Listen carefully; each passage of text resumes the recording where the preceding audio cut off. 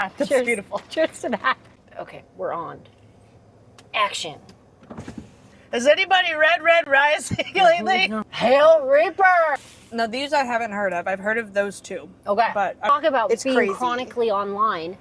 None of my ideas were like even close. Hey everybody, welcome back to the channel. My name is Lydia if you're new here, and this is my best friend Liz, and we just met up at an undisclosed McDonald's so that we can eat some quarter pounders and talk about all the books that we read this month. Let's get into it. McDonald's, are you using your mobile app today? Not today.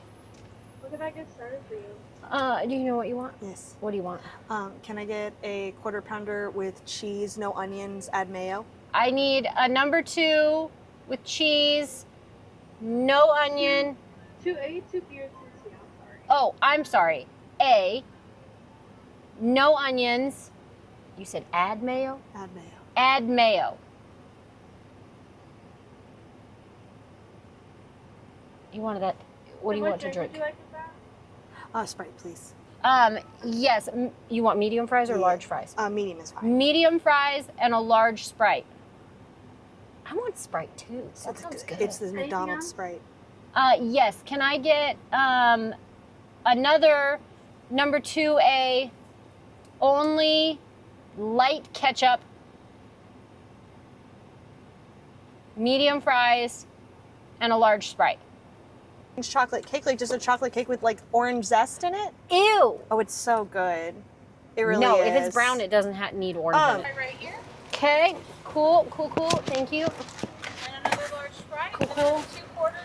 And the straws are in the bag. Y'all have a great day. Awesome, thank you. Well, we can't review Red Dragon because it went all the way back. Oh, we'll it. have to get it. Yeah, we'll go smash it. Okay. Okay. Perfect.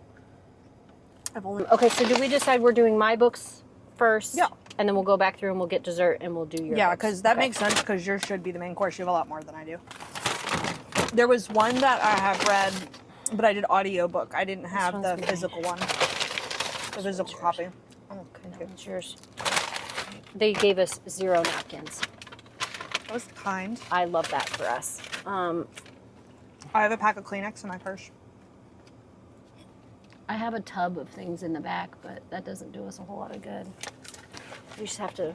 Okay. And I think I have an egregious amount of napkins in my... A What's on few moments later. What does it say? I have to go in and get it changed. They fixed it. They were very nice. And I got us napkins. Oh, look, a french fry. Punchers. And Yeah, it that's good it stuff. hits. I read a lot of good books this month. This was a good month. Okay.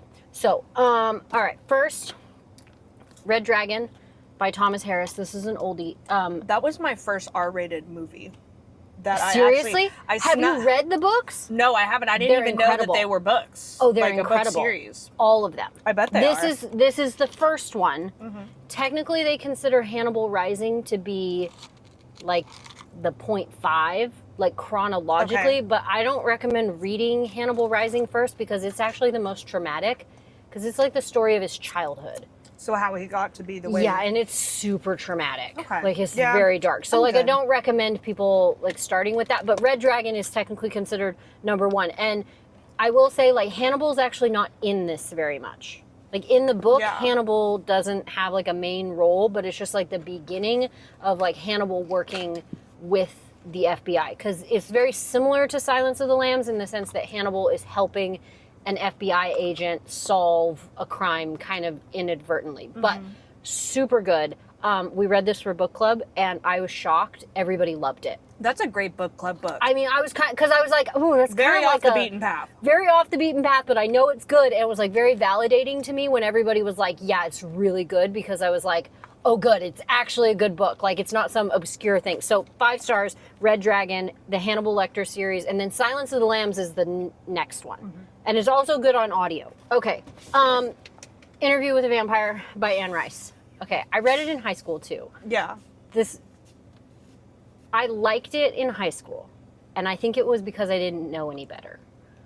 So like, okay, here's the thing when it comes to Anne Rice. you have to give credit where credit is due, because the genre of vampire literatures would not be what it is without yes. Anne Rice's Vampire Chronicles, okay? But are there better vampire books now? Yes. Like, compared to what we have now, this is not great. So, like, when I read it in high school and I was like, this was like my first exposure, I was like, yeah, this is really good.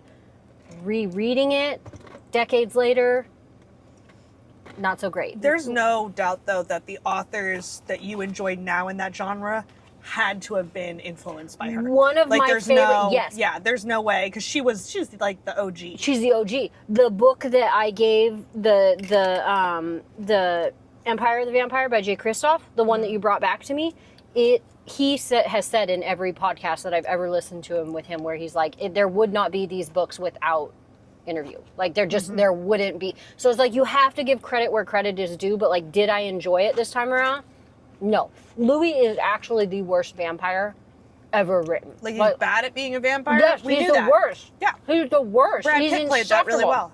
He's insufferable. Like, actually insufferable. Unless Dad is just like, what am I going to do with you? Right, exactly. So, anyway, Interview with a Vampire, I mean, you got to give credit where credit is due. I just love the premise of the journalist who just, gets to hear, like, the life story. Like, it's cool.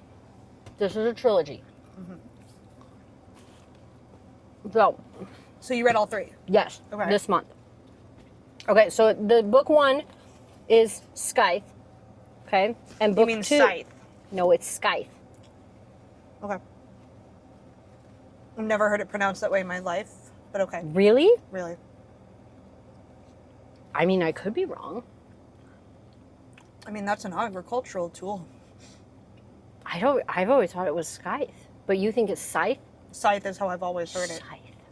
Scythe. I mean, does it matter? I don't know. I mean, now I'm self-conscious. If you say that in front of people, they're going to be like, wow. Unless I'm totally wrong and my entire life has been a lie. Well, yeah, like the Grim Reaper's scythe. Interesting. We're going to need to look that up later. Okay, anyway. Because it's going to bother me. Okay, so book 1 is Scythe. And then book 2 is Thunderhead. So this one. And then book 3 is The Toll. Okay, so this is dystopian young adult. Okay, love it. The premise of it is, in the distant future, we handed over our entire civilization to AI. And AI made our civilization so foolproof, like it created a world that was so foolproof that we've become immortal. Like, we don't naturally die. But we also are limited to Earth. So, like, space expansion didn't happen. So there's only as much room. Okay. Right. So there's this order of people who their job, they call it gleaning, their job is to kill people.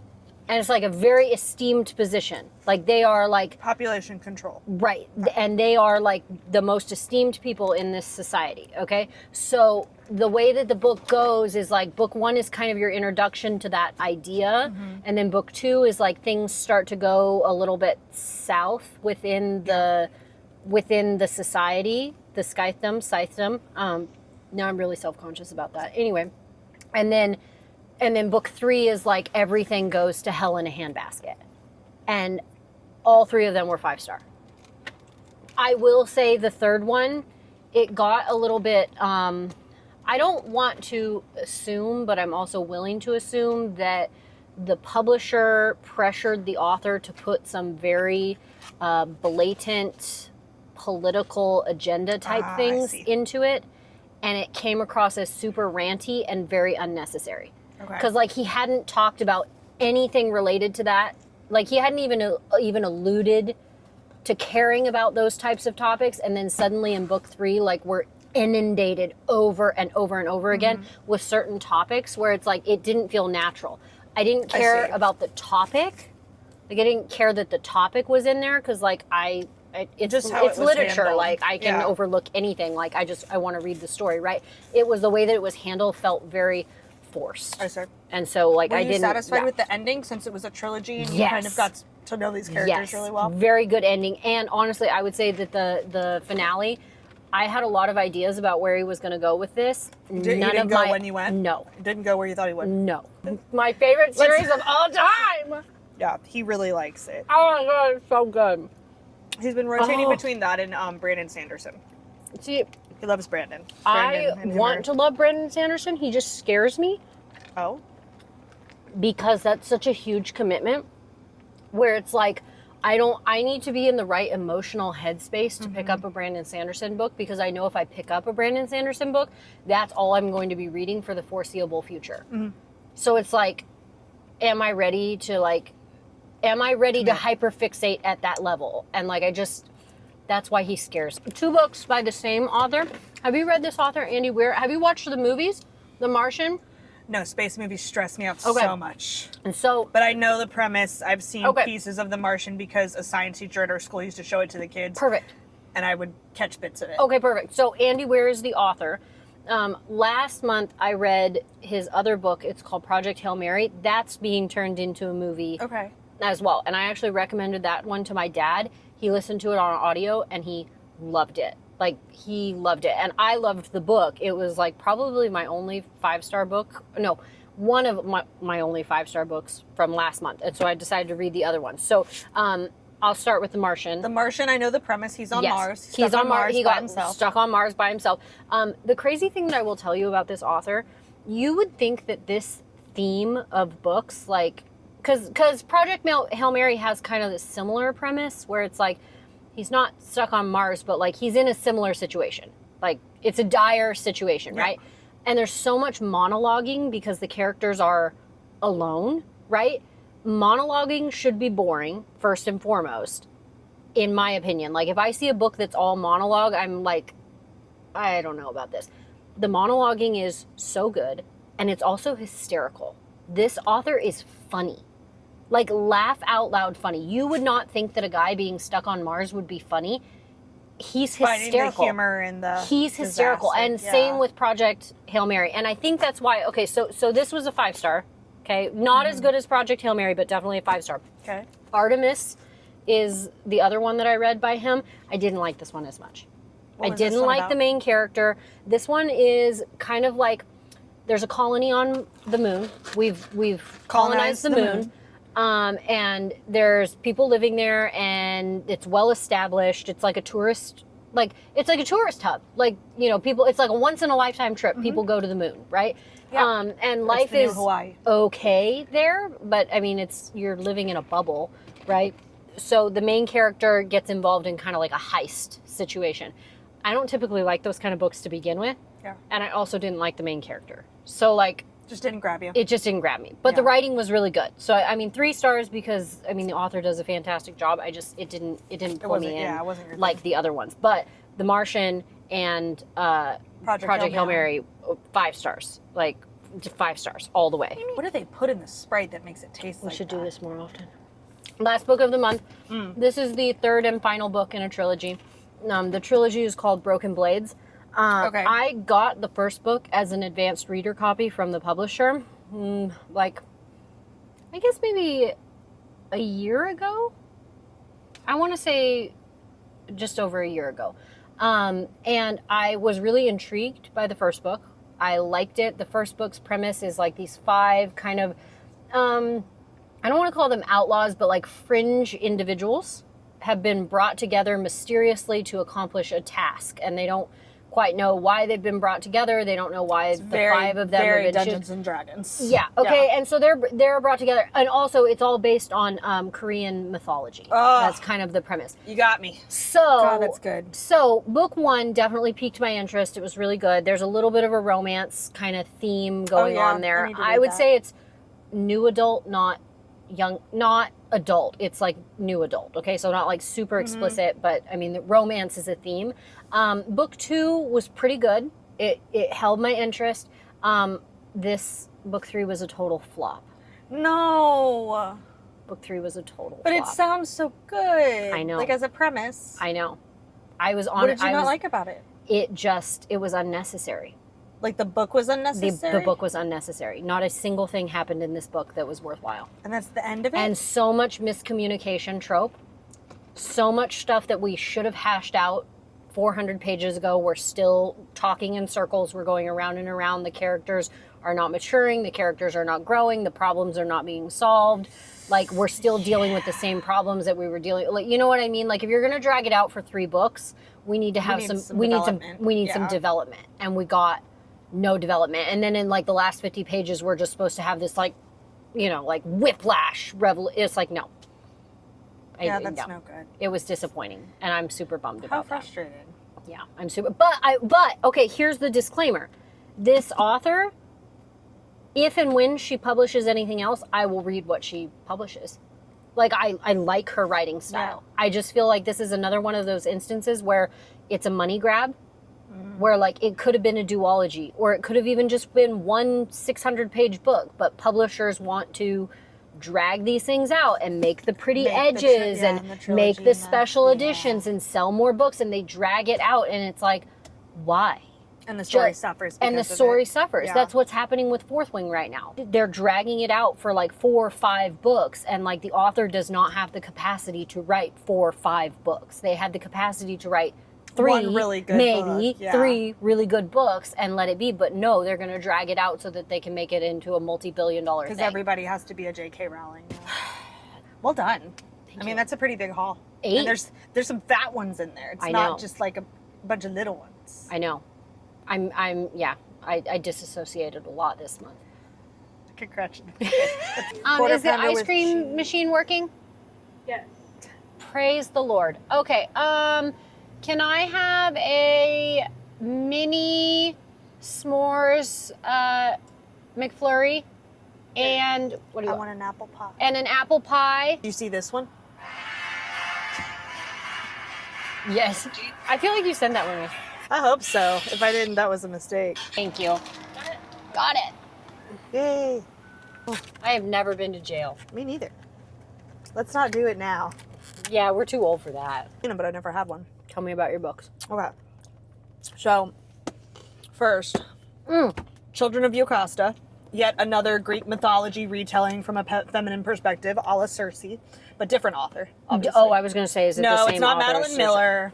Madeline Miller is supposed to be working on a Persephone book, and I'm ready for it. Whenever she's done, she can just call me. But Children of Jocasta, you familiar with Oedipus Rex? Yes. Okay. So Jocasta, if you remember, was the mom / his wife when he marries his mother and has 4 children with her. Yeah. So it's Awkward. 2 POVs, switches back and forth between Jocasta basically being, sold off as a teenage bride to the old king who Oedipus kills in Oedipus Rex. So it kind of goes through like how she ended up where she was and how she met Oedipus and how she fell in love with him. And then it switches to Ismene, who is the youngest, Antigone's younger sister. She's very quiet. I think that she's like, there's an attempt on her life in the play Antigone, and Antigone's like the extrovert and like really like, a really well-known character. So Ismene's like the quiet one who's kind of in the background. Right. So it switches between those two. I liked Jocasta's point of view a lot more. If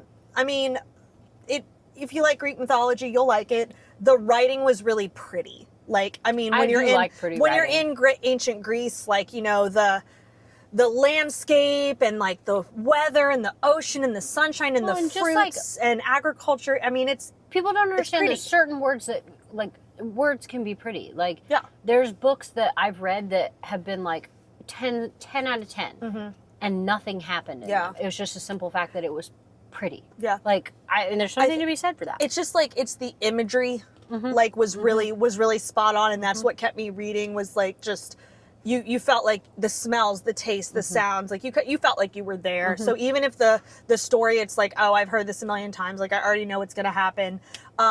Definitely had that sensation of, oh, don't do that. Oh, don't do that. Because like, right?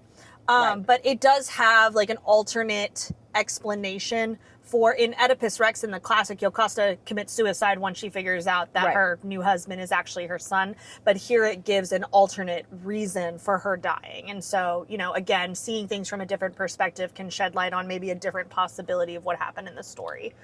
So they were messed up, man. 3 out of 5. really beautiful writing, beautiful imagery. I liked that they didn't take liberties with the original story to where it was like invalidated, but there were some interesting things I hadn't thought about why characters were making the choices they were making.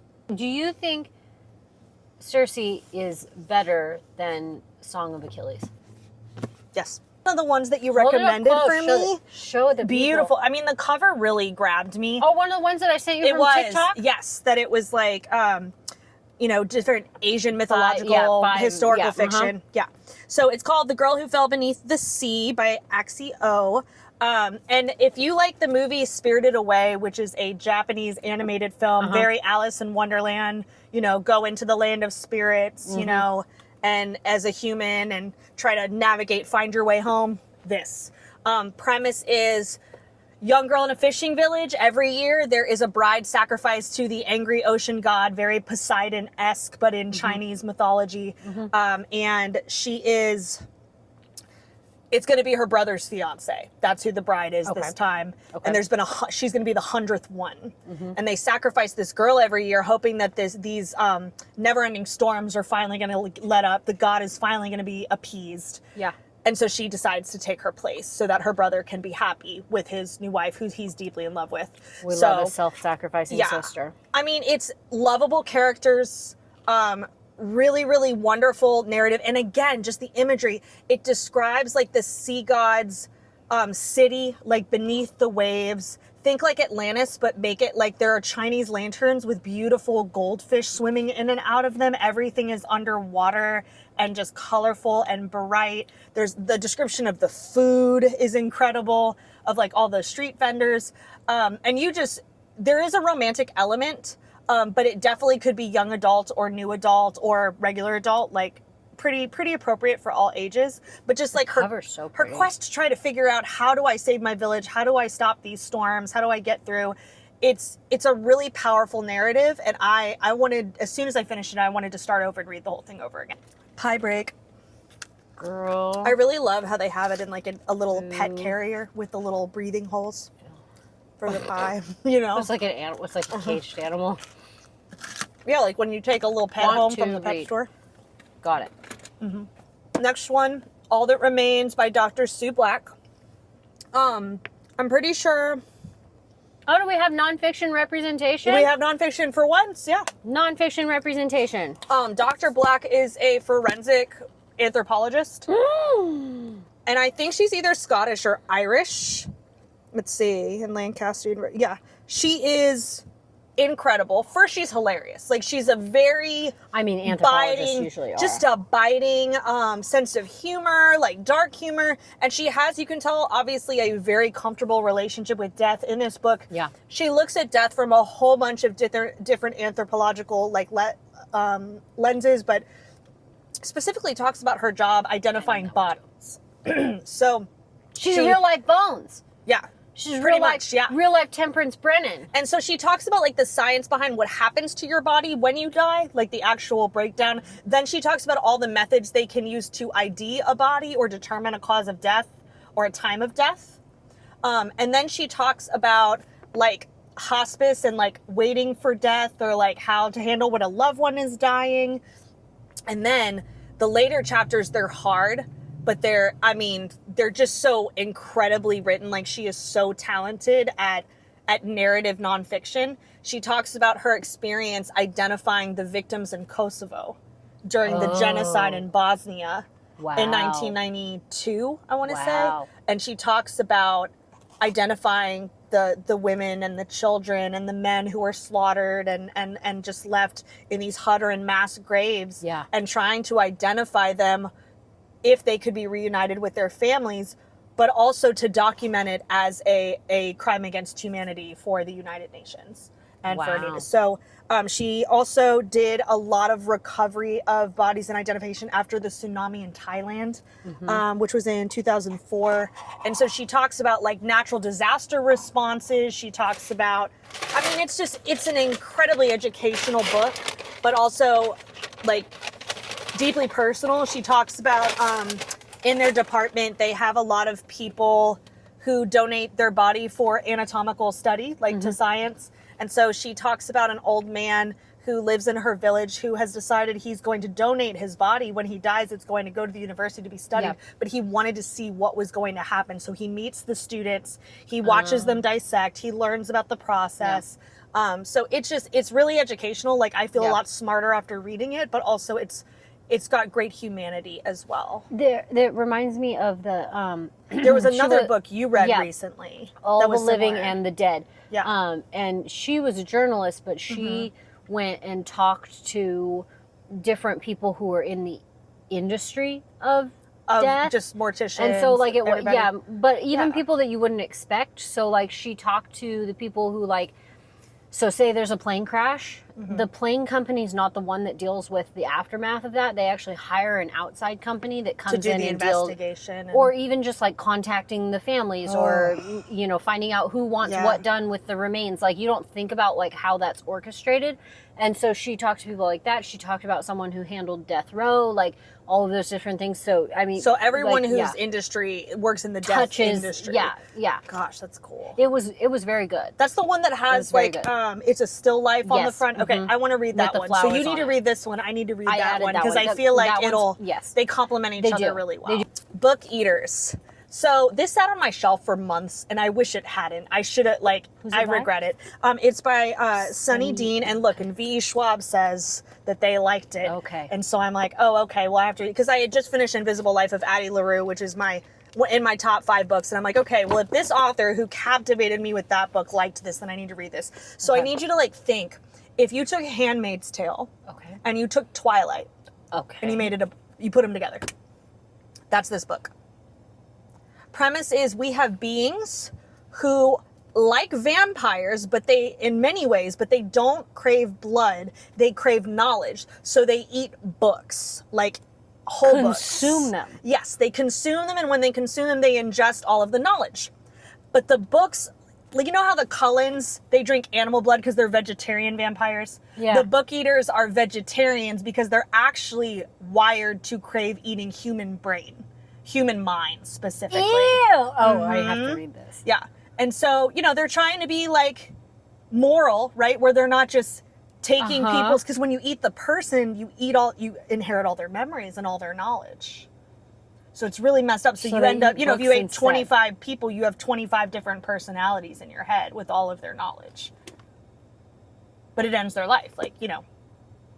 So, yeah. But it's also like Handmaid's Tale because there's only like 6 prominent families of these beings, like living on estates in England, right? They're across Europe, but they have a really hard time birthing females. And so carrying on like the line and reproduction and marriage become like a highly controlled thing, like in Handmaid's Tale, where, you know, there's marriages arranged between them, and then they have the baby, and they're allowed to stay with their baby for 3 years, and then they're sent back to their own home, and they never see their child again. And so you have like the controlling of females, right? And female bodies and female choices, and the female characters, book eaters, are only allowed to eat cautionary tales, fairy tales, any housekeeping, anything that's going to make them like demure and well behaved and devoted. And then the men get to eat everything, politics and business and whatever. So you're literally taking the danger and the premise of not wanting to be detected from Twilight, and, you know, the bonds of family and all that. And then you're taking Handmaid's Tale with the controlled, like, I guess, autocracy. Yeah. And you're putting them in one book, and it's really good. That sounds really It's outstanding. It's really, really That sounds good. really good. And it's not at all, like, it's technically like sci-fi, because I guess they're like extraterrestrial. Like, it's not really certain where they came from. But when I tell you, like, it's not what I would usually read, but gosh, was it a great book. And there's one Well where I done. don't have the physical copy, because I listened to it on audio on a long drive, but it's Ask for Andrea. Okay. The premise is 3 young women are killed by a serial killer who is luring young women through a dating app, killing them and leaving their bodies in like national park, like deserted areas. Okay. And so you follow all 3 of these young women in their afterlife as their ghosts. So the three of them join forces together as ghosts, as spirits who can't move on yet, to get this guy caught. Interesting. And so, like, one stays with her body, So is one it goes like back a- to her family, one follows him, and eventually, like, they So try is it like to a get him is caught. it like a psychological thriller, or is it? There is definitely some psychological thriller in there, for sure. Like, there's some high intensity moments, but because these three girls are already dead, it's all about, can we get justice? Think Lovely Bones. Very similar to okay. Lovely Bones, Yep. where, you know, they're watching their families, they're watching everything that's happening, and they're like, we can't let him get away with feel like this. my We got to mom get him caught, and read then they that can one. like move on. It's very good. And the three I've seen characters it, were very yeah. likable. I did have to keep notes at first, like in my phone, and after a few chapters, because it switches between their three POVs. Yeah. But I was able to distinguish who was who pretty quickly once I kept notes and kind of kept them in my head of how did they die, where did they die, you know, etc. Like, but it was really good. It was a great read, very satisfying. All right, everybody, that's what we read this month. Obviously, very productive month in the art of disassociation. So we hope that you enjoyed having dinner with us and talking about books. And if you want more book reviews, here's another video of book reviews that I did from last month. If you haven't already, be sure to hit the subscribe button. And if you're sharing this on social media, be sure to tag me so that we can see what you're reading or if you enjoyed this. See you next time. You be safe going home. You saw Okay, my mic? drive I've safe. said it right Yes, I there. got it. Okay. Okay. All right. I love you. I love you too. Will you hand Let's me do my this box? again. Yeah. Here we go. Let me know how tomorrow goes. I know it's not the exciting stuff, but